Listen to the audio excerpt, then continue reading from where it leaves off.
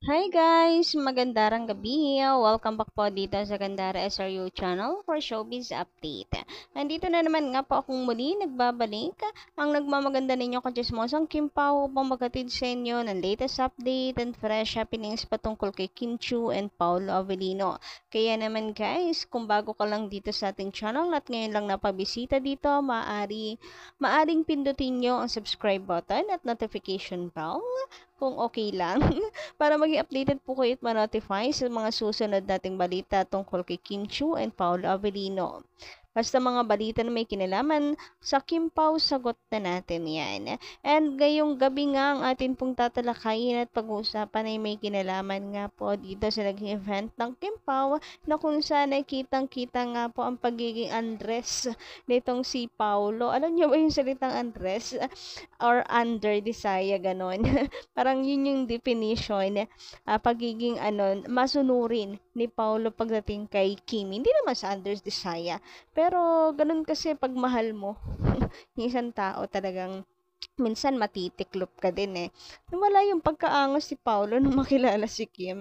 Anyway, before that, unahin nga po natin pag-usapan itong patungkol sa paayuda ni Kim Chiu. Grabehan, napakasipag po magbigay ng ayuda ni Kimi ngayon. So kung dati-rate si Paulo napakasipag magbigay ng ayuda, ngayon naman si Kimi. So may paayuda na siya sa IG, may paayuda pa sa DC.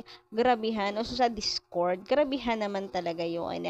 So una nga po ay itong kanyang IG na pumapara-paraan itong si Kimi, kunwari, iba yung kanyang piniflex, iba yung kanyang topic, iba yung kanyang context, kunwari si Sashi, pero ang totoo niya na low-key lamang niyang piniflex si Papi sa kanyang account. Uy, alam na namin yan na Kimi.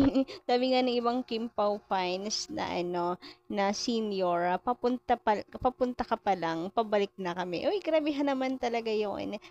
May pa low-key flex itong si Kimi sa relasyon nila ni Papi. Huy, relasyon? Nasa iisang tent kasi sila. So, hindi maiwasang isipin ng mga fans na talagang mag-jowa yung dalawa. Anyway, bukod pa dyan, eto pat may paayuda sa Discord nga itong si Kim Chiu na kung saan, woy, parang nakalingkis pa nga si Kimi kay Papi. Masayang nagpapahinga sa balikat ni Paolo. Huy, grabehan!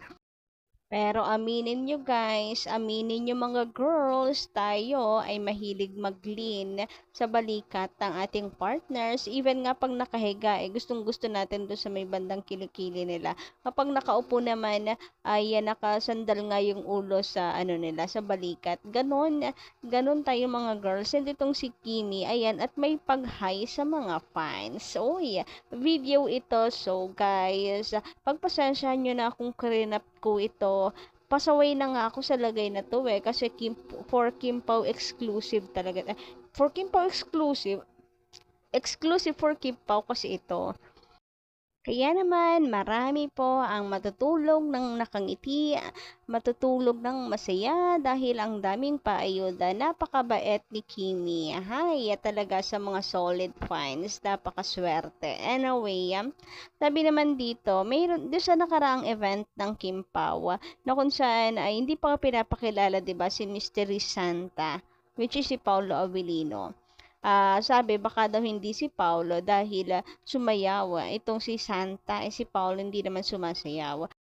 Sabi nga po dito, from Miss Maria Teresa Hernia. Pero sumayaw kasi po si Santa hindi naman po sumasayaw si Paulo. Ang hula ko po baka po guest nila ay si Paulo, pero ang Santa Claus po ay hindi po siguro si Paulo. Well, si Paulo po talaga. May picture si Paulo na nakasuot po ng Santa. And then, nagpa-picture sa kanya yung mga Paulo Avellino fans. Anyway, ayun nga, ba't natin to natalakay? Kasi, may ginalaman po ito sa sentro ng ating update ngayong gabi na kung saan si Paulo nga po tiklop pagdating kay Kimi. So yes guys, si Paolo Avellino, hindi natin madalas nakikitang sumasayaw. So, pag may performance po siya, pag may event po siya, laging si kanta. Pero, alam niyo naman, during Starstruck Days, sumasayaw yan si Paolo. Natutuwa nga ako manood po ulit ng mga videos niya na sumasayaw siya. Anyway, ayun, hindi ka natin siya madalas nakikitang sumayaw, pero syempre, Kimi yan. Alam niyo naman, pagdating po kay Kim Chiu, itong si Paolo, tiklop. Pagdating kay Kim Chiu, lahat gagawin eh. So, sayaw lang naman, di ba? Naka-costume naman siya. Basta para po kay Kim Chiu gagawin lahat ni Paolo Avellino. Hindi naman po sa pagiging unrest or under desire, pero yan po yung gawain talaga ng true gentleman at nagmamahal.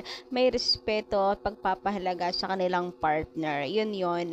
So, may nag-share nga po kuha nila dito sa event ng Kim Pao na kung saan nagpapapicture po sila kay Kim and Paolo, and kung mapapansin niyo po dito sa video, nakalayo na dito si Paolo Avellino. Ulitin nga natin.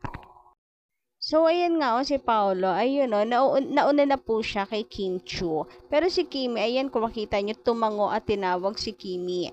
At itong si Paolo, hindi naman nagdalawang isip, bumalik talaga siya kay Kim Chiu. Walang nagawa kundi sundin si Kimi kasi magpi-picture taking nga po sila. So, tiklop ang Paolo Avellino nyo, ang papi Paolo pagdating kay Kimi. And nakakatuwa lang din itong si Kim Chiu. Talagang sinama niya si Paolo. Syempre, dapat sabay sila. Magkasama silang dalawa. So, ayun, nauna na si Paolo po lumabas. Then, pinigilan po ng fans si Kim Chiu. And, ayun, si Kimi tinawag si Paolo. And, bumalik naman si Paolo Avellino para kay Kim Chiu. Isang tawag lang, tanggal ang angas ng Paolo Avellino. Charot, charot lang. Dapat lang naman talaga, guys. Syempre, respetuhin niya itong si Kimi at sundin. Samantala, sabi naman dito ni Miss Princess Pagio, magandang gabi po sa inyo. Shoutout kung nanonood pa. Kung gising pa po kayo ngayon at nanonood. Suggest ko lang, ang dami nating alam sa buhay ng Kim Pao. Kung ayaw nyong maniwala na may something ang Kim Pao, okay, edi okay. Huwag na kayong masyadong nega kay Kim Chiu. Napaghahalataan kayong walang breeding. Managalog ka na lang para maintindihan ng lahat. Hindi ka updated kay Kim Chiu kung nasabi mong hindi siya nag-boom or nag-boom lang nung nawala si Maha at Tony. Mas malakas ang fandom ni Kim, aminin mo na. Inggit lang kayo sa kasikatan ni Kim Chiu. Walang-wala kayo at tayo sa kalingkingan niya. Kung hindi sila ni Pao, okay, daming iba dyan na mas deserve na mahalin ang nag-iisang superstar Chinita Princess sa industriyang Pilipino. Ayun, sa true lalaka dyan, Miss Princess, sa paniguradong nagbibingi-bingihan, nagbubulag-bulagan po yan sa naging career ni Kim Chiu sa industriya. Kasi kahit hindi ka naman fan ni Kimi, kilala at alam na talagang nag-boom yung kanyang career. Even may mga kasabayan siyang malakas din. Nagsashine kaya si Kim Chiu kahit ang daming kasabayan. Anyway, sabi naman dito ni Sweet Serendipity. Ay, nako, basta ako, malakas ang kutob ko na nag-ninja move si Papi Pao at sumunod siya kay Kimi sa Australia.